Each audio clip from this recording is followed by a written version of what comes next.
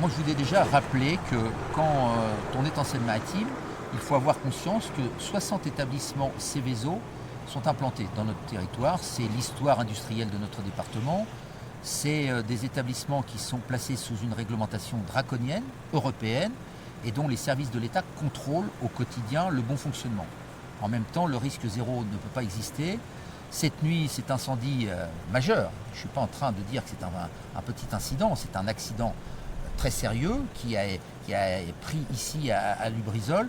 Les sapeurs-pompiers sont intervenus au plus vite. C'est pour moi l'occasion aussi de rappeler et de saluer le travail des sapeurs-pompiers, qu'ils soient professionnels ou volontaires, de la Seine-Maritime, mais aussi des départements voisins qui sont venus en appui du travail des sapeurs-pompiers. Alors quand vous éteignez un incendie de cet ordre-là, vous avez à gérer les eaux de ruissellement, les eaux d'extinction, et là c'est en cours, et puis aussi les fumées.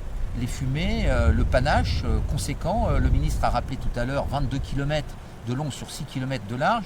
Les premières analyses qui ont été faites, mais ça ne relève nullement du conseil départemental, ce sont des analyses qui sont, au dire du ministre, assurantes. Mais moi je n'ai pas connaissance, je ne suis pas chimiste, je n'ai pas connaissance, je suis sapeur-pompier de métier, et donc je sais que c'est toujours ce que voient les populations, et c'est normal quand vous êtes sous le panache du feu. Il y a eu un confinement à 500 mètres décidé par le préfet du département.